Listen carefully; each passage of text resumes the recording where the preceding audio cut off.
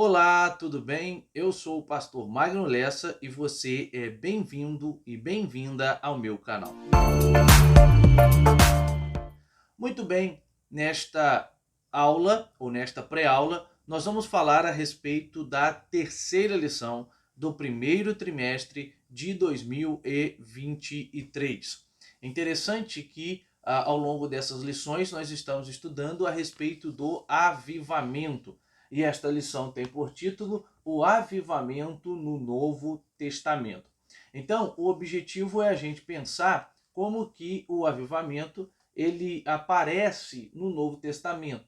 Na lição passada, nós pensamos como o avivamento aparece no Antigo Testamento e destacamos que sim, nós temos avivamento no Antigo Testamento.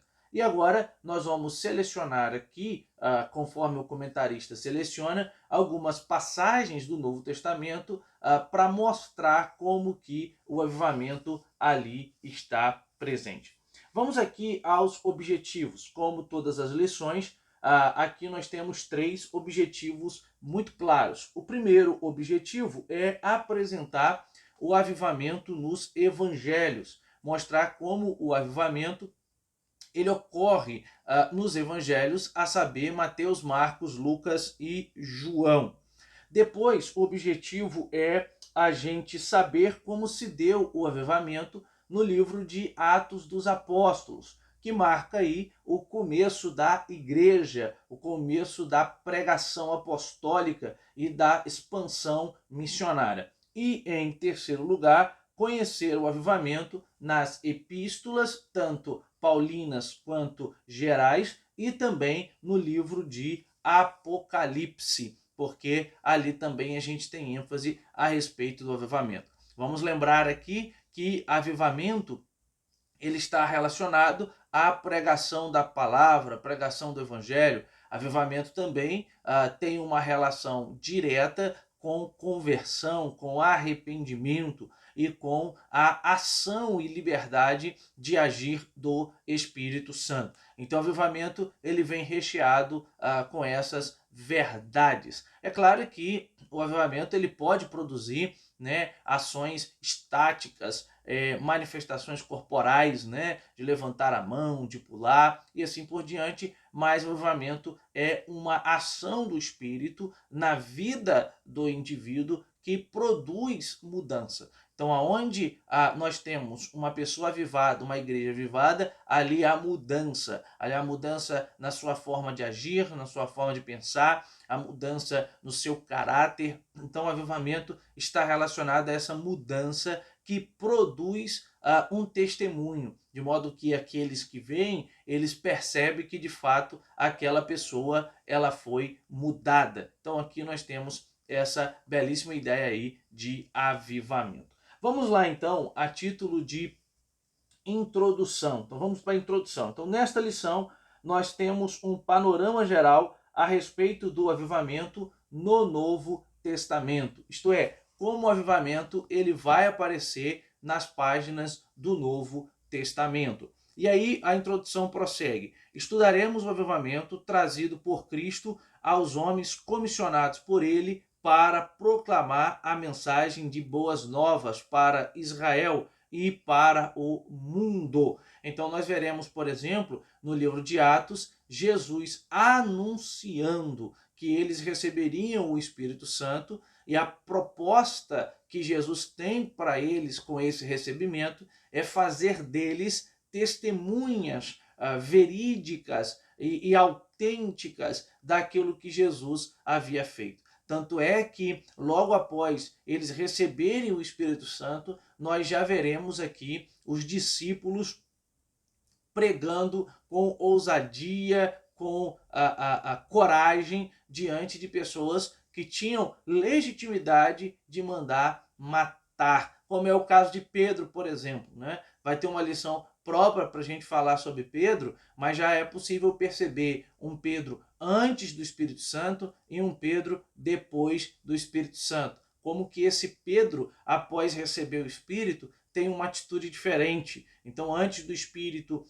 você tem um Pedro um tanto quanto medroso, um tanto quanto negando Jesus, né, e diante de pessoas simples, e depois que Pedro recebe o Espírito Santo, a ênfase muda. Este Pedro já é alguém com coragem, com intrepidez, que tem coragem de pregar para pessoas que de fato poderiam mandar matá-lo. Então nós conseguimos ver aí essa ênfase. Mas lembrando, nós vamos ter uma aula específica para falar sobre o avivamento na vida de Pedro. O fato é que Jesus comissiona a sua igreja no livro de Atos, mas ele reveste essa igreja de poder para que esta igreja possa pregar com ousadia. Então, desse modo, o nosso Senhor trouxe a mais poderosa mensagem que os homens ouviram. Qual era a mensagem? A mensagem do reino de Deus. Lembra que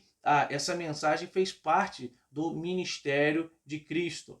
Inclusive, a ênfase do ministério de Cristo era arrependei-vos, porque é chegado o reino de Deus. Deixa eu só abrir um parêntese aqui, porque às vezes os evangelhos e até Paulo, né, trabalha a ideia de que o reino está entre nós, mas o reino ainda não está entre nós. Né? Como a gente entender isso? Bom, muitos teólogos aqui se debruçam nessa perspectiva para trabalhar a ideia daquilo que ficou conhecido como já e o ainda não. Então, por exemplo, o Eldon Led, na sua Teologia do Novo Testamento, transmite essa ideia. O próprio Enterwright também. A ideia de que o reino já está entre nós, porque Jesus, uma vez encarnado, morto e ressuscitado, Jesus traz o reino, mas esse reino não está entre nós na sua plenitude, na sua totalidade.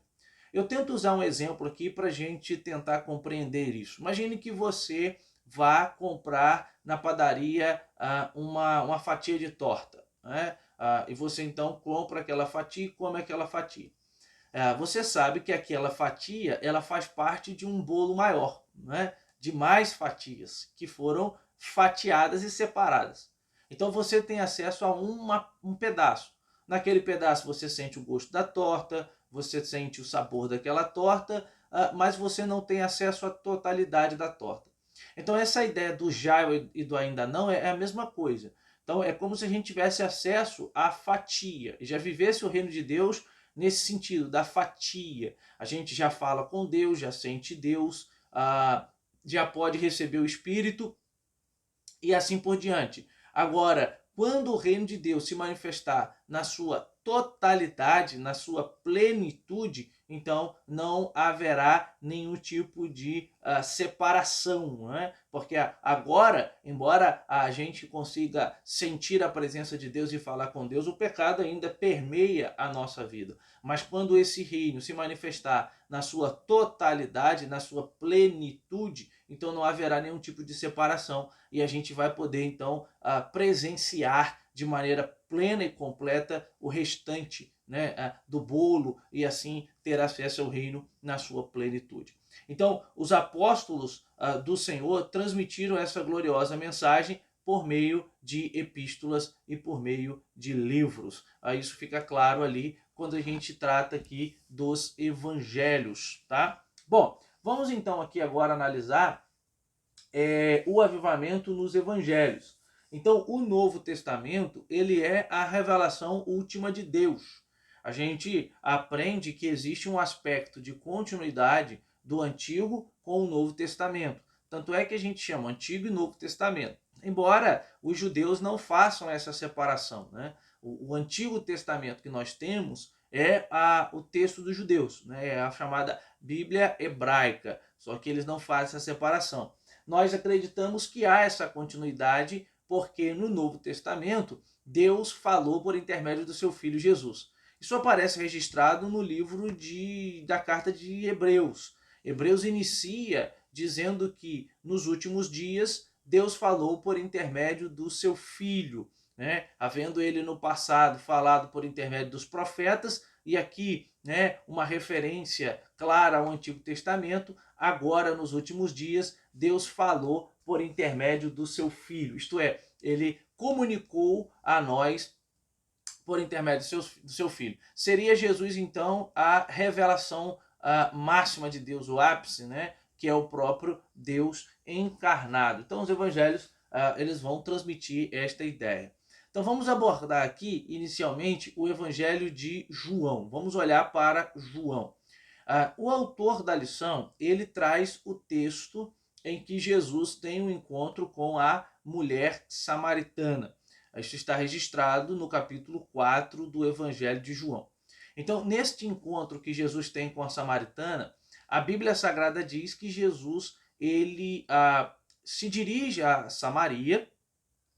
É claro que eu preciso ter consciência de que não havia nenhuma necessidade de Jesus passar por Samaria. Embora João diga era necessário passar por Samaria, ele não está falando de uma necessidade geográfica, ele está falando de uma necessidade espiritual. Não há uma necessidade geográfica de passar por ali. E por que eu digo isso? Porque judeus não se dão com os samaritanos. Então, em virtude de os judeus eles não se darem com o samaritano, automaticamente os judeus eles acabavam evitando passar pela cidade de Samaria para que eles não pudessem ter o desgosto de se encontrar com o samaritano. Então eles pegavam uma outra rota, era uma rota mais longe, mais distante, mas eles preferiam agir assim. Só que a gente percebe no capítulo 4 que Jesus passa propositalmente em Samaria, porque Jesus quer ter um encontro com aquela mulher, né? Não foi uma mera coincidência. Ele passa em Samaria, está com sede, se assenta ali no poço de Jacó, manda os seus discípulos irem comprar comida, e ele então espera esta mulher vir. É interessante que há um aspecto em comum no texto. As mulheres geralmente pegavam água mais cedo, né? O horário que ela saia por volta do meio-dia, então geralmente buscavam água mais cedo. E um outro aspecto é que elas iam em bando, elas iam com outras mulheres. Mas esta mulher ela vai absolutamente sozinha.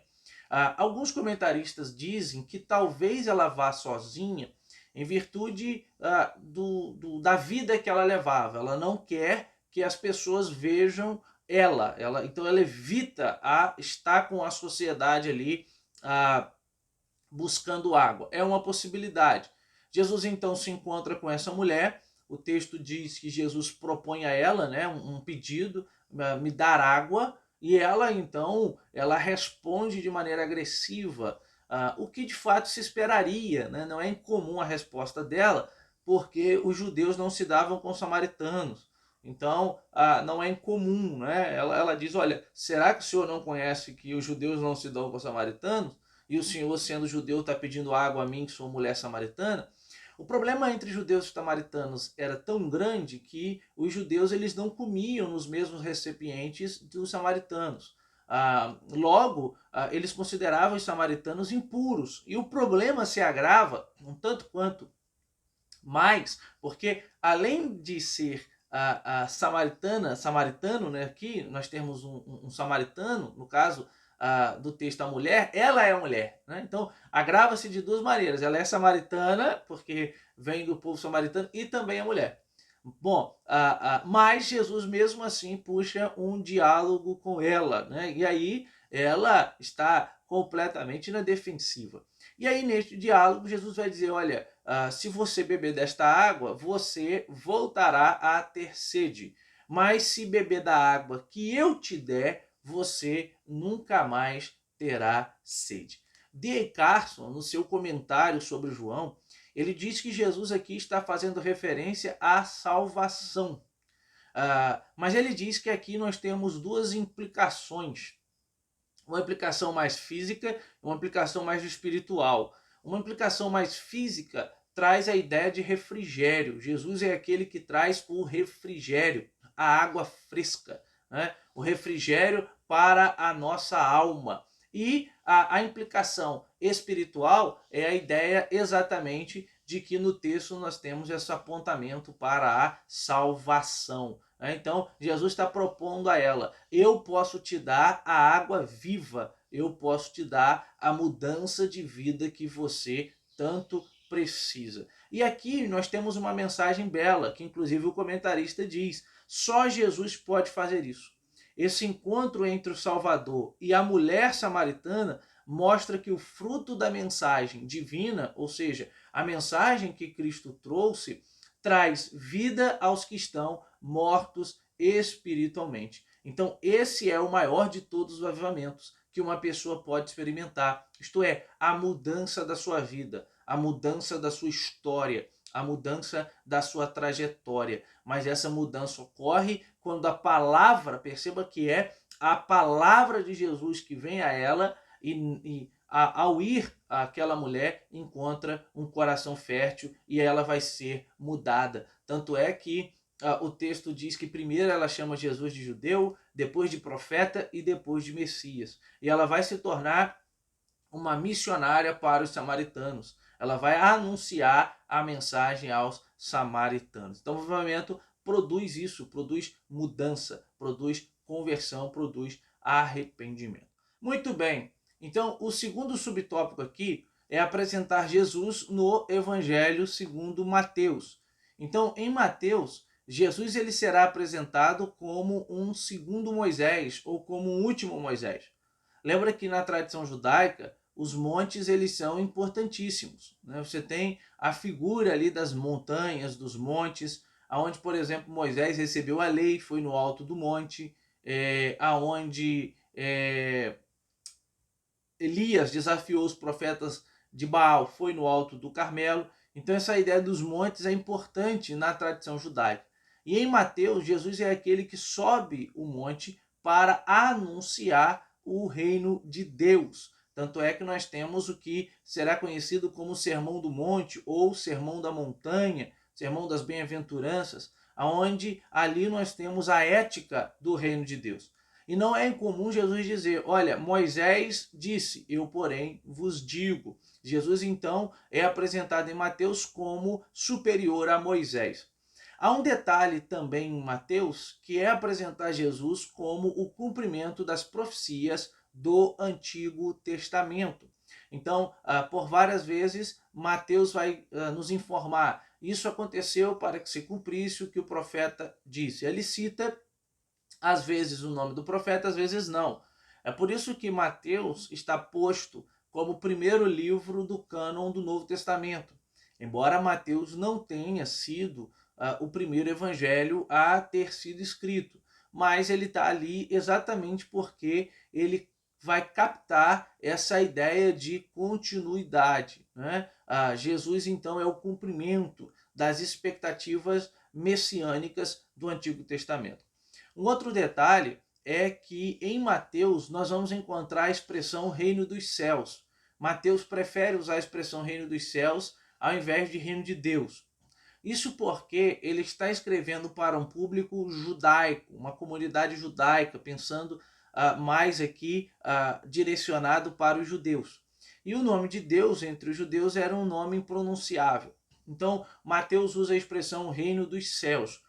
O que Lucas, como não tem a mesma ênfase, não tem problema nenhum. Mas Lucas vai usar a expressão reino de Deus. Mas tanto o reino dos céus quanto o reino de Deus significa exatamente a mesma coisa. Muito bem, então assim, no seu evangelho, Mateus visa revelar o real avivamento que o mundo poderia vivenciar. E esse avivamento era marcado pela ação e prática de Cristo. Vamos aqui para o terceiro tópico, o terceiro subtópico, o avivamento em Marcos. Então, no Evangelho de Marcos, que hoje acredita-se que seja o primeiro evangelho que foi escrito, então no Evangelho de Marcos, Jesus ele é apresentado como o servo. E ele é apresentado em três aspectos.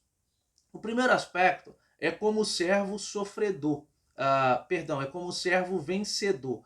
A ideia aqui é o servo que tem poder sobre a morte, sobre as enfermidades, sobre os demônios e sobre as forças da natureza. Então, no capítulo, por exemplo, 4 de Marcos e 5, nós temos essas ênfases. Né? Então, no final do capítulo 4, Jesus acalma o vento e o mar. Aí no capítulo 5, Jesus expulsa um demônio em Gadara. Quando ele volta, ele cura a enfermidade de uma moça que sofria de fluxo de sangue e então ele ressuscita a filha de Jairo. Olha só que interessante. Marcos mostrando a ação de Deus sobre a natureza, sobre a morte, sobre os demônios e também sobre as enfermidades. Marcos também apresenta Jesus como servo sofredor, aquele servo que é maltratado pelos líderes judaicos, aquele servo que é traído por Judas,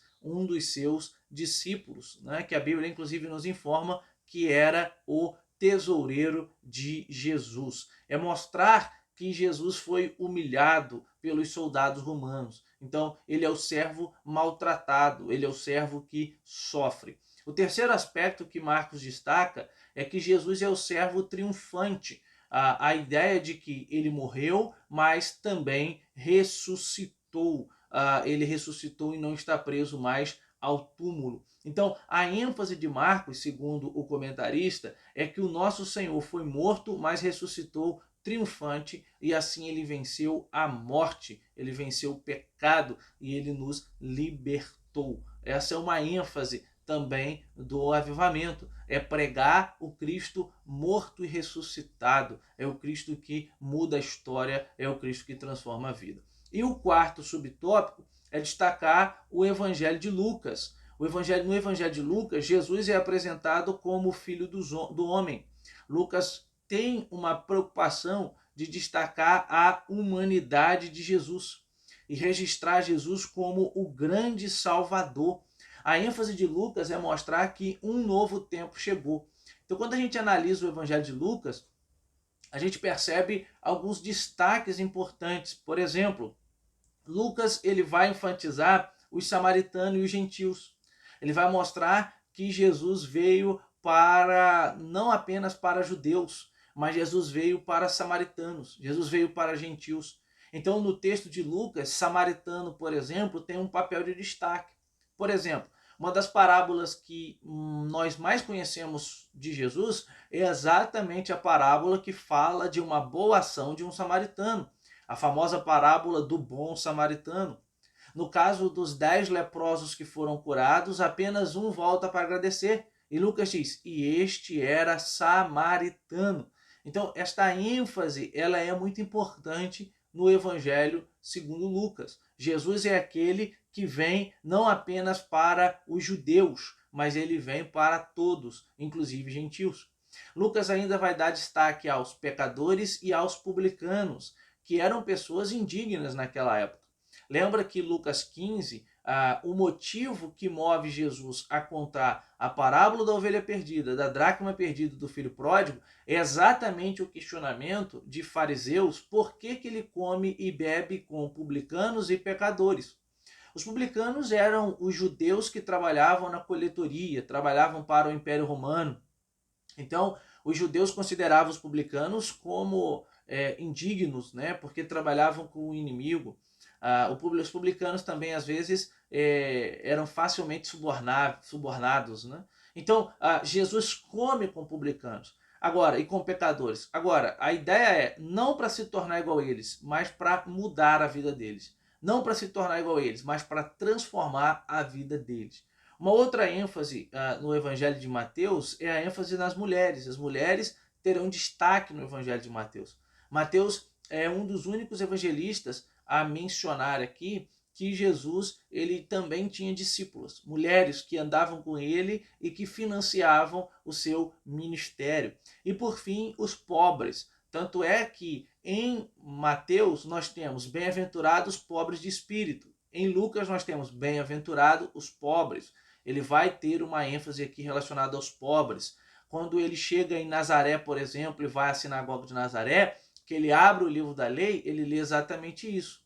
O Espírito do Senhor está sobre mim, pelo qual me ungiu para pregar o ano aceitável do Senhor, ou seja, para ir atrás daqueles que são desprezados pela sociedade, para pregar aos pobres. Então ele vai ter uma ênfase aqui voltada também para os pobres. Talvez porque Mateus ele era um gentil. Há uma possibilidade, Lucas, perdão, há uma possibilidade de que Lucas tenha se convertido nas pregações de Paulo e ele tenha andado com Paulo, né? Ele tenha sido um ajudador do ministério de Paulo, o famoso Lucas, o médico amado. Então ele era um gentil. Então, para ele era interessante mostrar o Jesus que veio para os gentios e não apenas o Jesus que veio para os judeus, né? Então, esse é um detalhe importante aí do Evangelho segundo Lucas. Então, vamos aqui para o segundo subtópico, o avivamento nos Atos dos Apóstolos. Então, o que a gente percebe? Que a mensagem de Atos dos Apóstolos é uma mensagem que ela transcende as fronteiras de Israel, principalmente com o apóstolo Paulo. Paulo é alguém que pregou ali na Ásia Menor e levou o evangelho mais distante. Então, por conta disso, o evangelho ele transcende as fronteiras de Israel com o apóstolo Paulo. E no capítulo 1, versículo 5 de Atos, que destaca aqui o primeiro subtópico, o avivamento na igreja primitiva, nós temos uma promessa de Jesus, a promessa de que eles seriam batizados com o Espírito Santo. É claro que Jesus dirá que este batismo ele tem por objetivo o anúncio, ele tem por objetivo a pregação, ele tem por objetivo o testemunho, a mensagem, o levar a mensagem. Essa é a ênfase que Jesus dirá. A pessoa não é batizada apenas por ser batizada, ela é batizada para que ela possa pregar a mensagem. Então, quando a gente olha aqui o livro de Atos, a gente consegue perceber que essa promessa é um cumprimento da promessa proferida por Joel, de que Deus nos últimos dias derramaria o seu espírito sobre toda a carne e que, portanto, não haveria mais distinção, diferença de algumas classes especiais. No Antigo Testamento, nós temos que alguns grupos recebiam o Espírito e outros não. Então nós temos os profetas, os sacerdotes, os juízes e aí os reis. Mas no Novo Testamento, cumprindo a profecia de Joel, o Espírito seria dado agora para todos aqueles que buscassem. O Espírito agora estaria acessível. E aqui a gente percebe a promessa. Esse cumprimento, ele ocorreu na igreja primitiva. E, portanto, seria o maior avivamento da história, o maior avivamento que a história já presenciou. E a partir daqui, a igreja foi efusiva. A partir daqui, a igreja pregou, e o texto bíblico diz que, por exemplo, logo após o recebimento do Espírito, Pedro prega e quase 3.000 pessoas ali abraçam a mensagem. Então, o segundo subtópico, traz a expressão, a mensagem, a descida do Espírito Santo. Então, essa descida ocorre enquanto eles estavam no cenáculo, ali reunidos orando a Deus. Antes da descida do Espírito, nós temos Jesus comissionando os seus discípulos, chamada Grande Comissão, comissionando para pregar. E depois nós temos a descida do Espírito, que foi o revestimento. A promessa gloriosa, ela foi cumprida.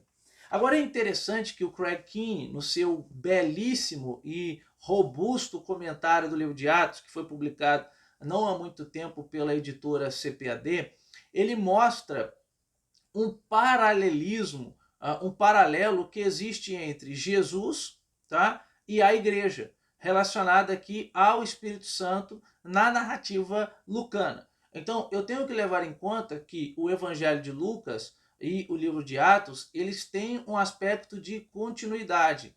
Lucas, tanto é que vários especialistas, como Roger Stronstad, Robert Menzies, trabalha a ideia de um compêndio, Lucas Atos, em que há uma relação de continuidade. O Craig Blomberg, por exemplo, ele apresenta Lucas Atos dentro de uma perspectiva geográfica, em que Lucas segue uma teologia geográfica. Jesus que começa pregando,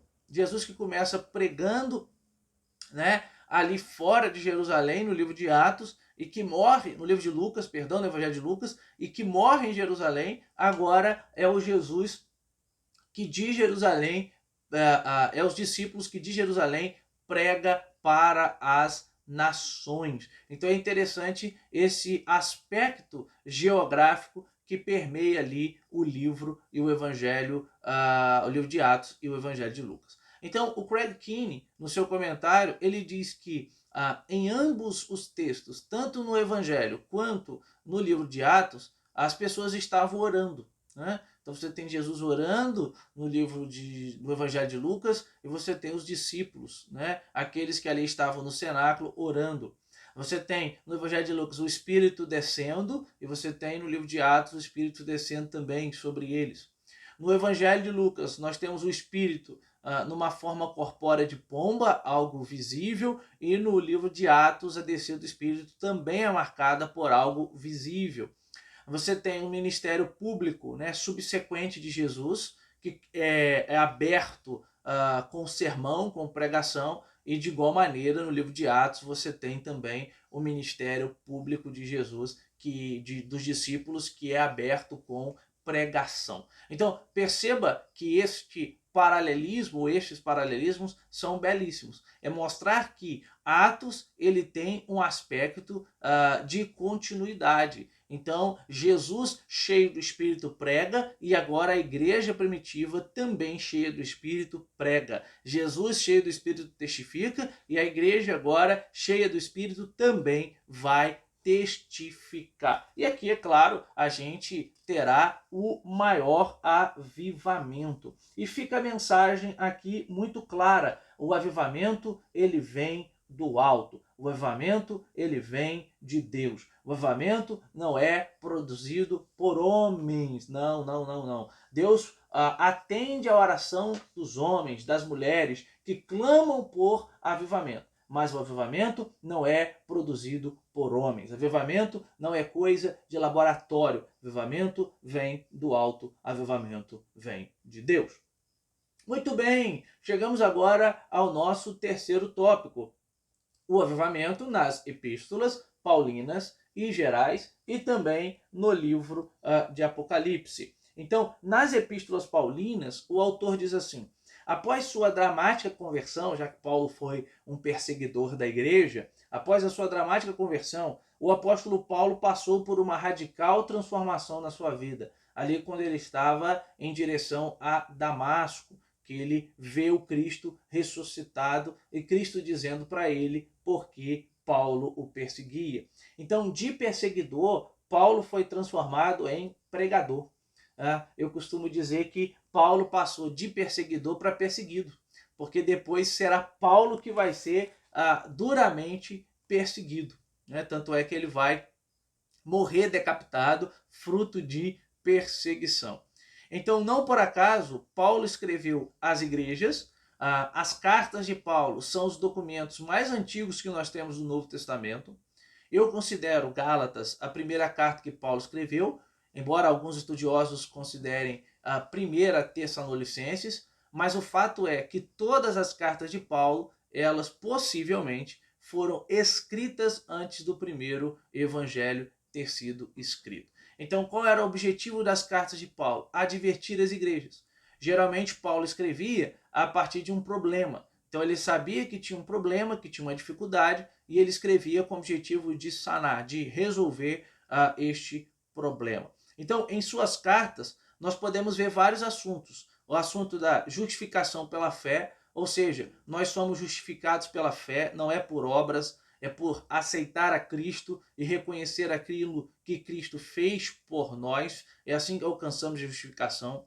A salvação que ele retrata tanto na primeira quanto na segunda epístola aos Coríntios. A transformação do corpo, que está ali em 1 Coríntios, capítulo de número 15, quando Paulo diz que o nosso corpo mortal precisa sofrer uma alteração e portanto, será revestido de imortalidade, a ênfase gloriosa da ressurreição futura. Paulo destaca que exatamente por causa da ressurreição de Jesus que nós também ressuscitaremos. E aí Paulo destaca o advento da alegria dos salvos que aparece em Filipenses, por exemplo. Quando Paulo escreve Filipenses, ele estava preso, possivelmente em Roma, mas isso não fez com que ele esmorecesse. Pelo contrário, ele manifesta alegria ali. Então, em especial, nós temos o destaque de Efésios. Efésios capítulo 5, versículo 18. quando Paulo diz: não vos embriagueis com o vinho em que há contenda, mas enchei-vos do Espírito. Eu gravei um vídeo para este canal falando somente sobre isso. Eu só queria comentar aqui que Paulo entende esse enchimento do Espírito a partir de uma perspectiva ética. O Espírito, quando ele enche o indivíduo, ele produz alguma mudança de ação. Então, olha só o que ele está dizendo. Não se encham com o vinho, e esse enchimento com o vinho fazia parte principalmente de uma festa a Dionísio. E Paulo está dizendo, não se encham com o vinho, mas se encham com o Espírito. Em outras palavras, a afirmação é: não sejam controlados, guiados pelo vinho, mas sejam guiados, controlados pelo Espírito. E aqui tem fortes pressupostos éticos. Ser cheio do Espírito é agir de maneira certa, é agir de maneira reta, é fazer aquilo que é correto, é fazer aquilo que é reto. Uma pessoa avivada, portanto, é uma pessoa conduzida pelo Espírito, guiada pelo Espírito, levada pelo Espírito. Nas epístolas gerais, então as epístolas gerais, também chamadas de epístolas católicas ou chamadas de epístolas universais, não tem muitas perspectivas relacionadas aqui à questão avivalística, né? Ou avivalistas, melhor dizendo. Elas não transmitem tanto isso, mas elas revelam suporte, elas revelam ou elas indicam qual é a atitude coerente, qual é a atitude certa que o cristão precisa ter. Por exemplo, Tiago, ele vai denunciar a opressão que os ricos estavam fazendo com os pobres. Pedro vai afirmar que nós precisamos ser santos porque Deus é santo. Então, embora você não tenha essa perspectiva avivalista nas epístolas gerais, você tem uma constante busca dos autores para que as comunidades para as quais eles destinaram as suas epístolas, embora que as gerais tenham um aspecto mais universal, agissem da maneira correta, agissem como o evangelho exige a ação. Então há uma constante e pulsante afirmação de que as pessoas precisavam de uma conduta correta. E isso é uma marca do avivamento. O avivamento é quando as pessoas olham para você e dizem: essa pessoa é diferente, essa pessoa é transformada. Alguma coisa aconteceu para que ela fosse mudada. Isso é avivamento. E as pessoas baterem o olho e dizer: houve transformação ali, houve mudança ali. E as epístolas gerais servem como exortação para isso. A mudança precisa ser vista, a mudança precisa ser demonstrada.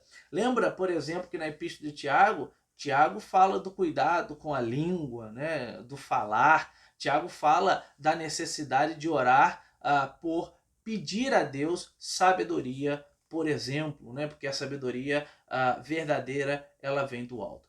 E por fim nós temos o livro de Apocalipse, do Apocalipse, que é o último livro do Novo Testamento. É claro que é um livro um tanto quanto delicado a sua interpretação, por causa das imagens, por causa dos símbolos, né, por tudo aquilo que a gente sabe que existe ali no livro de Apocalipse, mas ele apresenta a revelação futura, ou seja, aquilo que ainda vai acontecer. Então, esse mundo ele vai viver uma ação sobrenatural de Deus. O Deus verdadeiro, ele domina. O Deus verdadeiro, ele controla a história. O Deus verdadeiro, ele tem a história em suas mãos. E a ênfase do Apocalipse é: este Deus se assenta no trono.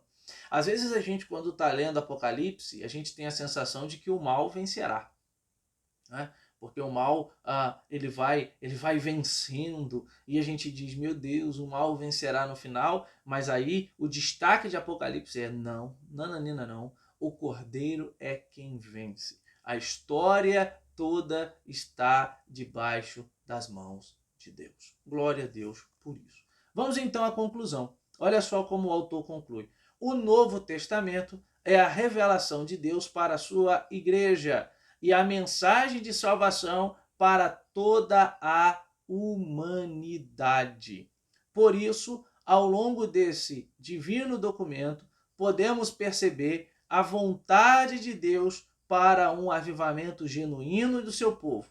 No geral, o Novo Testamento revela o plano de Deus para o mundo, bem como suas diretrizes para que a igreja exerça de maneira avivada a sua missão. E assim, então, a gente finaliza essa belíssima lição que traz por título aqui Avivamento no Novo Testamento. E a gente percebe, a partir de então, como o avivamento se deu ao longo de todo o Novo Testamento.